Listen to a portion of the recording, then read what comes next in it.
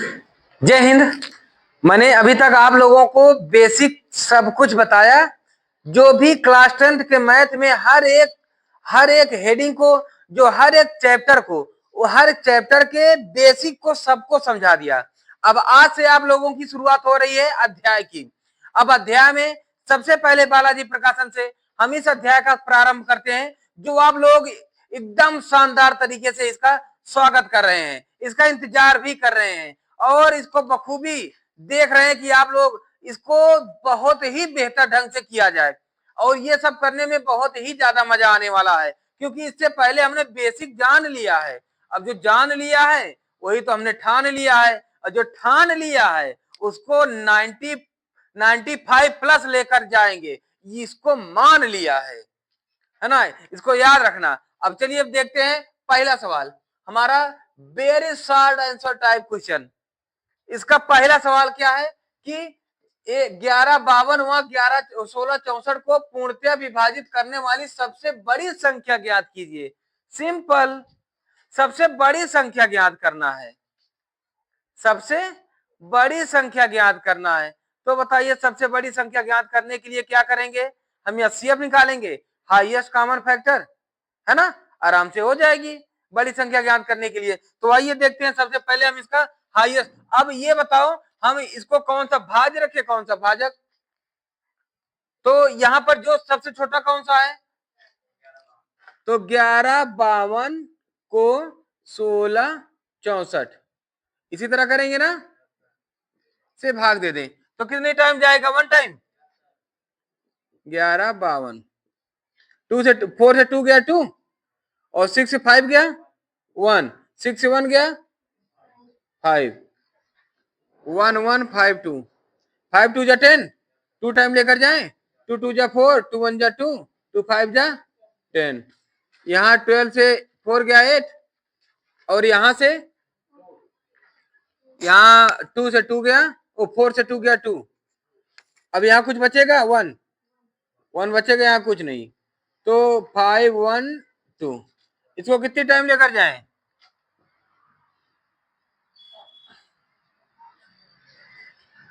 4 time लेकर जाएं।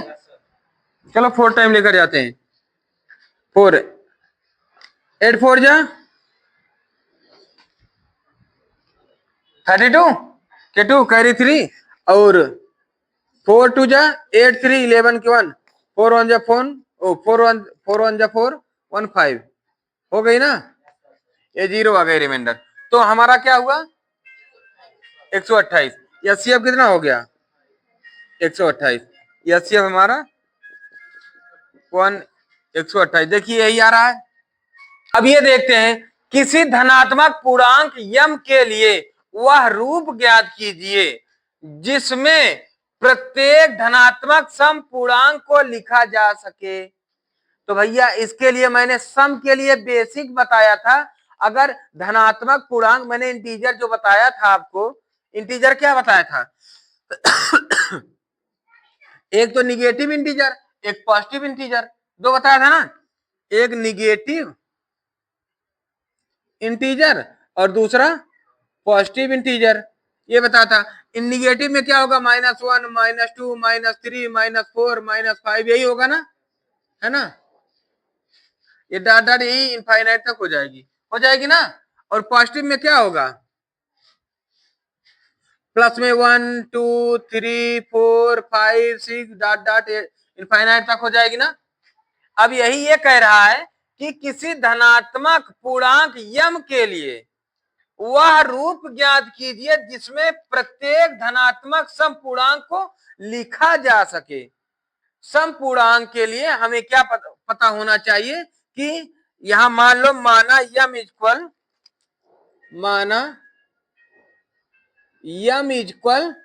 1 2 3 4 5 dot dot infinite, ये है ना। तो ये होगा सम के लिए। हम क्या जानते हैं? सम के लिए जो पूर्णांक हमारा होगा, सम के लिए मैंने बताया था आपको, ये 2m होगा सम के लिए। तो जहां m इक्वल 1 है ना, तो m इक्वल 1 पर यम इक्वल 1 पर क्या हो जाएगा, 2 इंटू 1 इक्वल 2 सम आएगी, और यम इक्वल 2 पर क्या आएगी, 2 इंटू 2 इक्वल 4, है ना, और यम इक्वल 3 पर 2 इंटू 3 इक्वल 6। ये चाहे जितना रखोगे सब पे सम आएगी ना, है ना। 4 रखोगे यम इक्वल, यानी 2m पर यहां कह रहा है कि किसी धनात्मक पूर्णांक यम के लिए वह रूप ज्ञात कीजिए जिससे प्रत्येक धनात्मक सम पूर्णांक को लिखा जा सके। तो वह रूप 2m होगा। तो चाहे जो पूर्णांक आप रखोगे, चाहे जो रखोगे, पूर्णांक ये है ना, इंटीजर यही तो है। देखो इंटीजर मैंने बताया था, निगेटिव पॉजिटिव कह रहा है, पॉजिटिव रखेंगे, है ना। तो धनात्मक पूर्णांक के लिए 2m हम रखेंगे तो हमारा ये होता चला जाएगा, समझ गए। तो यही रखेंगे, तो यही डाट डाट हम करते चलेंगे। तो यहां लिख देंगे हम कि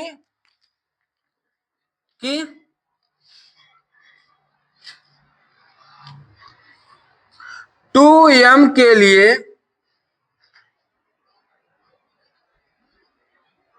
2m के लिए प्रत्येक धनात्मक पूर्णांक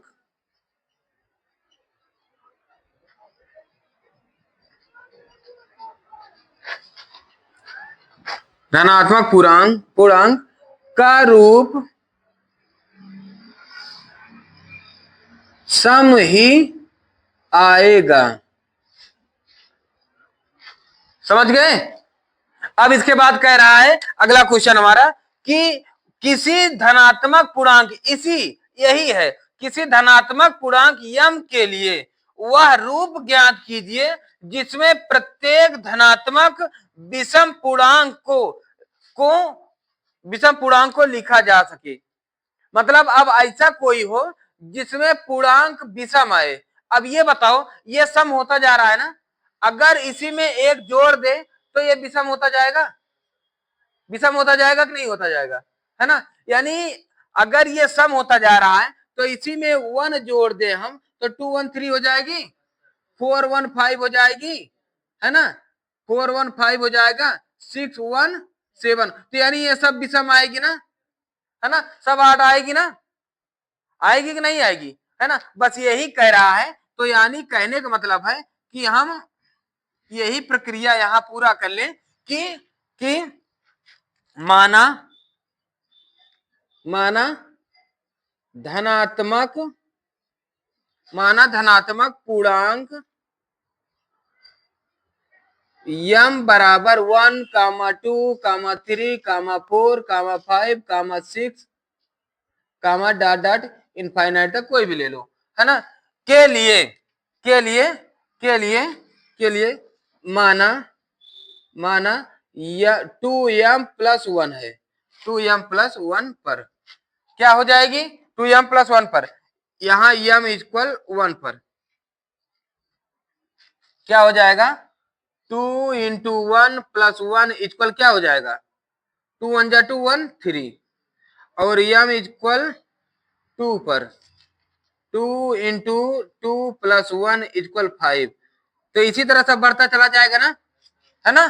तो यही चीज आप लिख दोगे कि 2m प्लस 1 के लिए प्रत्येक धनात्मक पूर्णांक का मान विषम ही आएगा।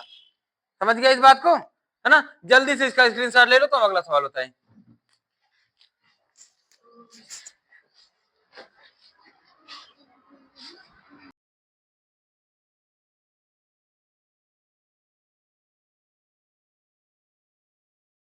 अगर दूसरा और तीसरा समझ गए हो तो वहां जहां पर लिखा गया था कि किसी धनात्मक पूर्णांक के लिए सम संख्या क्या होगी, किसी,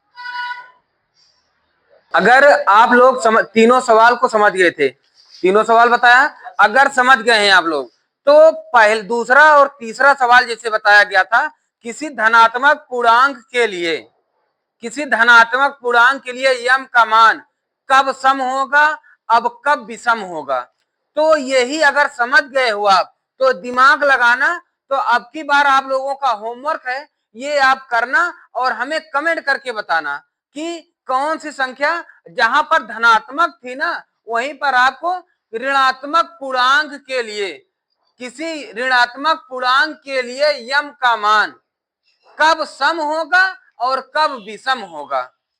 ये दो सवाल आपको होमवर्क करके हमें जल्द ही कमेंट करके बताना है, और अगर नहीं कर पाओगे तो हम इसको जरूर आप इसके लिए एक वीडियो डालेंगे। क्लियर है ये बात, समझ गए? तो सभी लोग इसका ये होमवर्क नोट कर लो कि किसी ऋणात्मक पूर्णांक के लिए यम का मान कब सम होगा और कब विषम होगा। तो कौन सा मान रखा जाए कि सम हो, कब कौन सा मान रखा जाए विषम हो। क्लियर है इस बात, तो ये समझ गए। चलिए अब आगे देखते हैं हम, हमारा अगला क्या है, निम्नलिखित संख्याओं के HCF ज्ञात कीजिए। अभी अगर इस वीडियो में अगर कुछ बच्चे अगर आज ही आए हैं इस वीडियो में, तो इससे पहले वाला मैंने कम से कम 4 वीडियो तो मैंने बेसिक का ही इसका बताया है। जिसको अगर आपने नहीं देखा है, मिस कर दिया है, तो वहां जाकर प्लेलिस्ट में जाकर, हमारे चैनल पर प्लेलिस्ट में जाकर आप इसको बखूबी बेसिक लेवल की पा सकते हैं, और उसको देखना बहुत ही ज्यादा जरूरी है।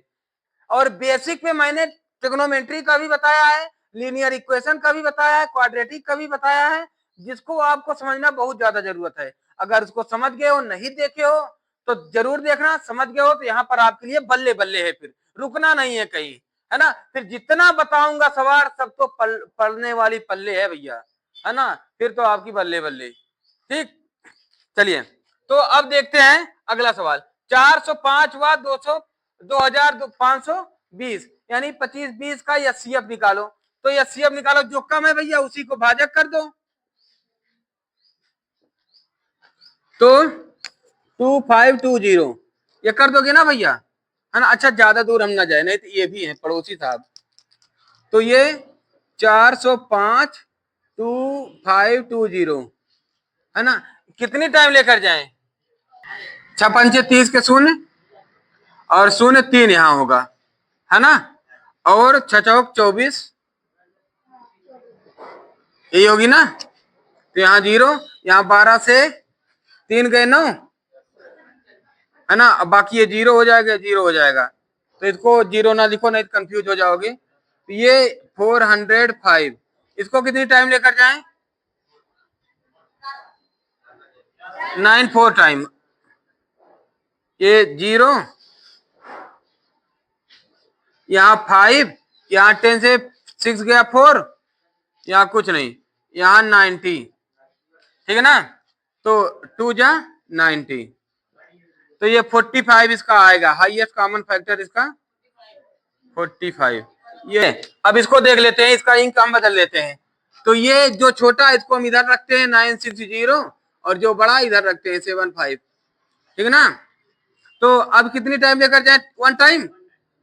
तो 960, यहाँ 5 और यहाँ 1 और यहाँ 6, यही होगी ना ये। अब 960 बिल्कुल सही, ये भी 1 टाइम 615। अब यहाँ 10 से 5 गया 5, यहाँ 5 बचा, 5 से 1 गया 4, और यहाँ 3, तो और यहाँ 11 से 7, और यहाँ 1 दे दिया था इनको, तो यहाँ बचा 5 से 3 गया 270, 3 4 5, 1 टाइम जाएगा 270, यहाँ हो जाएगा 5, और फिर ये हो गया 7 बचेगी 270, कितनी टाइम जाएगा? 3 टाइम लेकर जाए। 3 × 5 = 15 के 5, 21 1 22, यही होगी ना। यहाँ ये हो जाएगा 10 से 5 गए 5, यहाँ 6 से 2 गए 4, है ना। अब ये हम थोड़ा 6 को मिटा दे रहे हैं, है ना। फिर ये 75, 1 जा 45, 0, यहाँ कितना हो जाएगा 3, 45 कितना आएगा? 1 टाइम जाएगा 45, 30, कोई इशू नहीं, यहाँ 5 यहाँ 1, है ना। तो 15 30, 15 2 जा 30, जीरो आ गई, तो इसका एचसीएफ कितना आया, इसका एचसीएफ इक्वल 15, यही आ रहा होगा आंसर। समझ गए? अच्छा एक बात जान लेना, मैंने पहले भी बताया था, मैं बहुत झुक के नहीं लिख सकता, क्योंकि जानते हो एक्सीडेंट होने के बाद थोड़ा इधर से थोड़ा मैं घूमने लगता हूँ, मैं सर्कल बनाने लगता हूँ, है ना। तो, तो समझ जाओगे ना इतनी बात, है ना। चलिए, अगर इसको समझ गए हो तो हम आगे देखते हैं। ये संख्या, इसके लिए मैंने एक फार्मूला आपको बताया था सबसे पहले, कह रहा है वह संख्या ज्ञात कीजिए जिसको 61 से विभाजित करने पर भागफल 27 तथा शेषफल 32 आता है ना। इसका फार्मूला तो मैंने बता दिया था ना, पहले हिंदी में लिख दें फिर इंग्लिश में लिख दें तो दोनों समझ जाओ आप। मैंने बताया था भाज्य इक्वल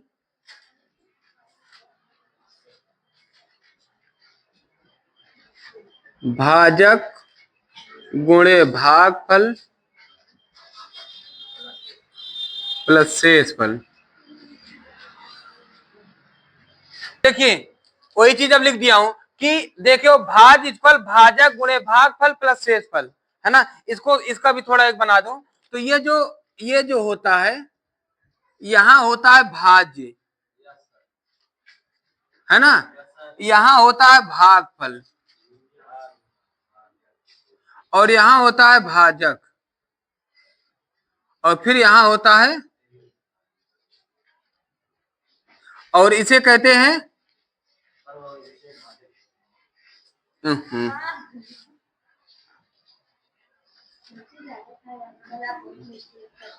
कोई बात नहीं, मिस्टेक होनी चाहिए जीवन में, अगर मिस्टेक होगी तभी उसका सुधार होगा, है ना, बिना मिस्टेक के सुधार ना होता, है ना। तो कहने का मतलब है कि अब यहाँ कह रहा है क्वेश्चन में कि वह संख्या ज्ञात कीजिए जिसको 61 से विभाजित करने पर भागफल 27 तथा शेषफल 32 आता है। तो यानी कहने का मतलब है कि भाजक दिया हुआ है, भाजक दिया हुआ है, भागफल दिया हुआ है, शेषफल दिया हुआ है, लेकिन भाज्य नहीं दिया हुआ है।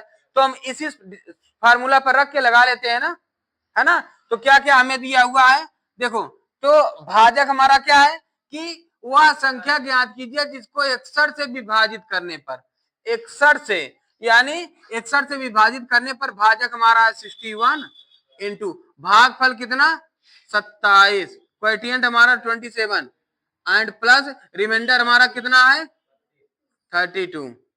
अब इसका मल्टीपल कर लो, है ना, कितना हो जाएगा 7 1 जा 7 42, 2 1 जा 2, 2 6 जा 12, 7 2 2 जा 4, 4 2 6 1, यही आ जाएगी। अब इसमें प्लस 32, 7 2 9, 4 3 7 6 1, 1 6 7 9, देखो 1 6 7 9 यही आ रही है ना।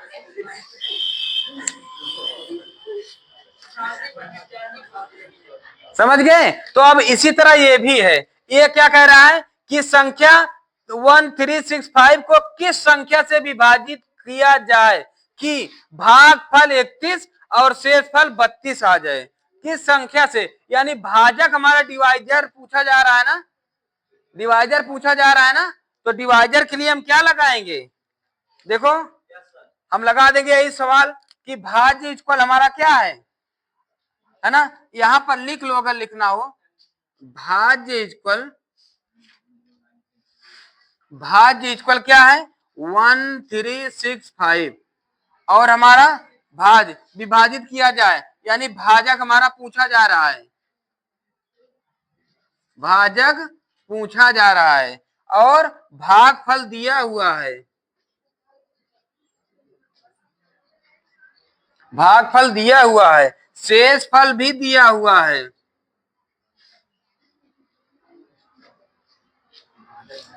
शेषफल भी दिया हुआ है ना, ध्यान देना। तो हमारा सवाल क्या है, सूत्र ये भाज्य इक्वल, सूत्र यहां लिख दें, भाज्य इक्वल सूत्र, भाज्य इक्वल भाजक गुणे भागफल प्लस शेषफल, ये हो गई भैया। तो देखो भाज्य हमारा क्या दिया हुआ है 1365 इक्वल, भाजक मान लेते हैं हम यक्स मान लेते हैं, है ना, इसको यक्स मान ले, है ना, बार बार भाजक लिखेंगे अब लंबा हो जाएगा, है ना, यक्स मान लेते हैं।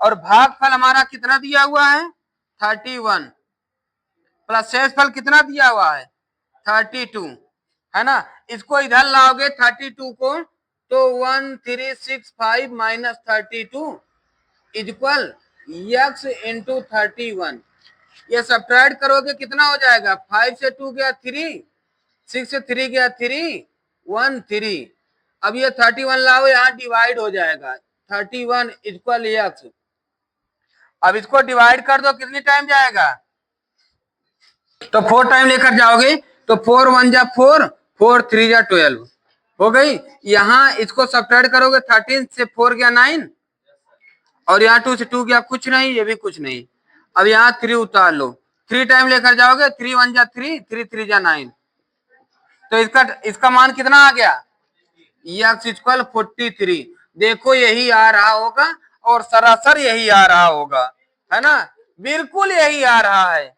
जल्दी से इसका स्क्रीनशॉट ले लो और हम आगे बताएं बड़ी जोरदार तरीके से, जल्दी से इसका स्क्रीनशॉट लो।